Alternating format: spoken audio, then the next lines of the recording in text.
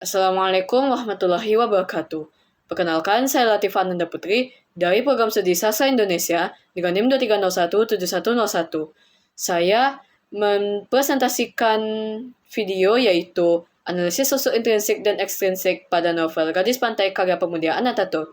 Novel Gadis Pantai karya pemuda Ataturk diterbitkan pada angkatan 66. Novel ini menceritakan seorang gadis berusia 14 tahun yang kehidupan sehari-harinya yaitu mencari ikan di sekitar laut.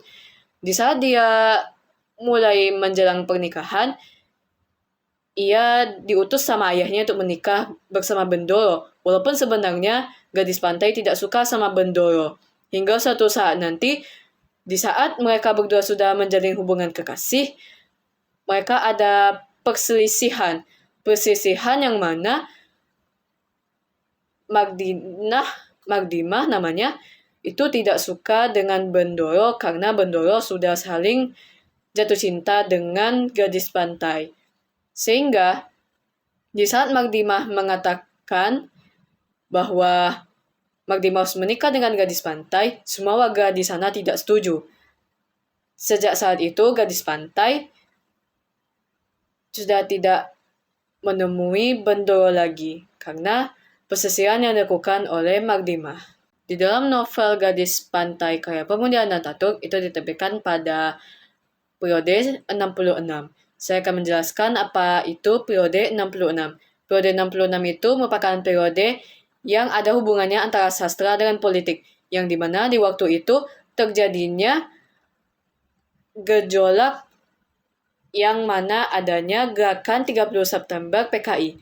Di sana terjadinya ada penerbitan lekra, yang mana karya sastra itu ada yang menimbulkan kontra dari segi penulisan pada karya tersebut. Di periode ini, ada para pengarang lekra, ada juga para pengarang keagamaan, ada juga perlawanan tirani terhadap masa Orde Baru. Selanjutnya, saya menjelaskan unsur intrinsik pada novel Gadis Pantai karya pemuda Ataturk. Yang pertama yaitu tema. Tema pada novel Gadis Pantai karya pemuda Ataturk yaitu adanya kawin paksa yang dirasakan oleh gadis pantai, yaitu ketika diutus sama ayahnya untuk menikah, yang mana Magdina ingin gadis pantai itu masuk dalam bagian priayi, yang mana dimaksudkan adanya kehidupan sosial yang terjadi di sana, yaitu gadis pantai disuruh sama Magdina menikah dengan Raja Demak. Yang kedua ada alur. Alur yang disampaikan yaitu maju. Karena dalam novel ini menceritakan dari gadis pantai mencari ikan di laut sampai menikah dengan Bendoro. Di saat sudah menikah ada kontroversi yang dirasakan, yaitu Magdina tidak suka tinggal di rumah mas nganten. Dalam perjalanan pulang, Magdina mencoba ingin membunuh gadis pantai. Dia berharap gadis pantai ini menikah dengan Raja Demak. Sejak saat itu gadis pantai menjadi priayi karena yang dilakukan oleh Magdina ini, ia ingin gadis pantai menikah dengan Raja Demak. Sejak masalah tersebut terjadi, akhirnya ayahnya tidak mengizinkan gadis pantai untuk ke Blora. Ia akhirnya melihat istana dari kejauhan. Yang ketiga, tokoh dan penokohan, yaitu gadis pantai. Wanita yang cantik sehingga bisa diutus sama ayahnya untuk menikah dengan Bendoro. Kutipannya sebagai berikut. Kami datang hendak menghadap Bendoro. Kami baru datang dari kampung. Ini di halaman 16. Akulah suamimu. Ini di halaman 32. Yang kedua ada Bendoro, seorang priayi yang suka cerita dengan gadis pantai. Kutipannya, di kota Mas Nganten barang siapa sudah bersuami, sanggulnya sebaiknya dihias kembang. Kutipannya di halaman 55. Selanjutnya ada bapak orang tua gadis pantai.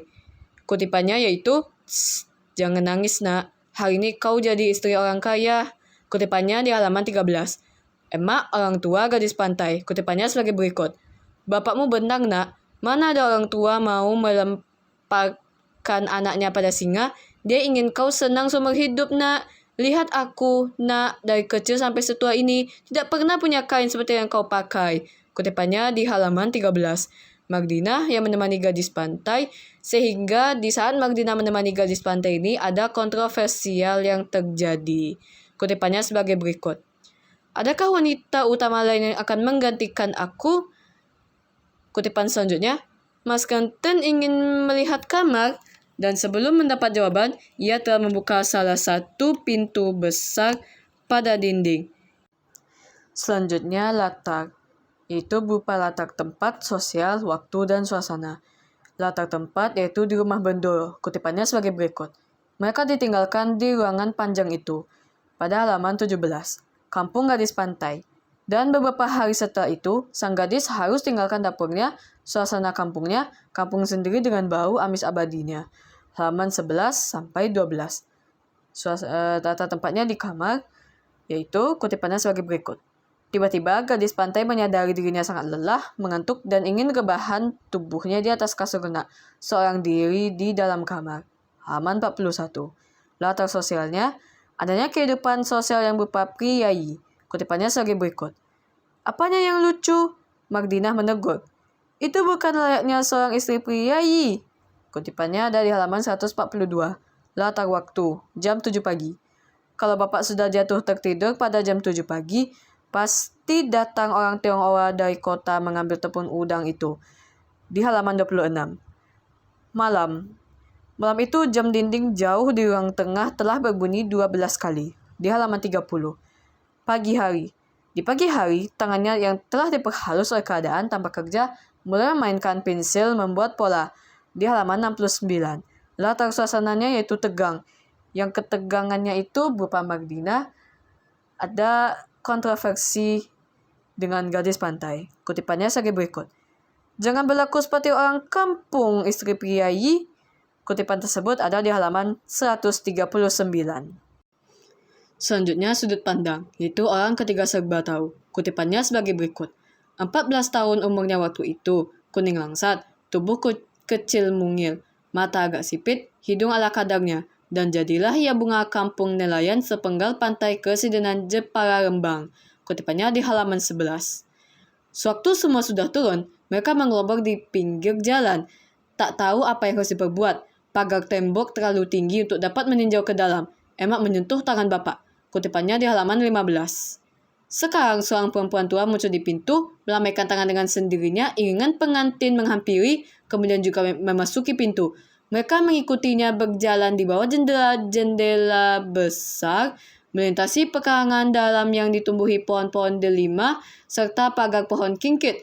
Mereka mendaki lantai, masuki ruang belakang yang begitu besar, 4 kali lebih besar dari seluruh ruang mereka. Sebuah meja setinggi 40 cm berdiri di tengah-tengah ruang. Mereka melaluinya, kemudian masuk ke dalam ruangan yang panjang. Saking panjangnya, ruangan itu sehingga nampak seakan sempit. Beberapa kursi di dalamnya dan sebuah sofa yang merapat ke dinding. Di penghujung ruangan terdapat kamar dengan pintu yang terbuka lebar. Nampak di dalamnya sebuah ranjang besi berpentok kuningan mengkilat. Kelambunya menganggap berkait pada jangkar gading. Kutipannya di halaman 17. Selanjutnya gaya bahasa, yaitu adanya majas anti klimaks. Kutipannya sebagai berikut. Tidak, saya tidak tahu. Bujang itu memalingkan mukanya, bersih cepat pergi menuruni jenjang ruang belakang, hilang ke dalam dapur. Di halaman 81. Dan yang terakhir, yaitu amanat.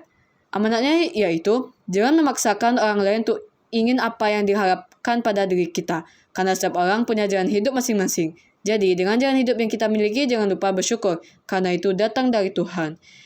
Jalan hidup kita sudah pasti berbeda. Karena, kalau kita tidak sanggup di jalan hidup orang lain, kalau tidak sanggup, maka jangan dipaksa. Itulah maksudnya. Selanjutnya, saya menjelaskan unsur ekstrinsik pada novel Gadis Pantai karya Pramudia Anantatur. Yang pertama yaitu biografi atau latar belakang pengarang.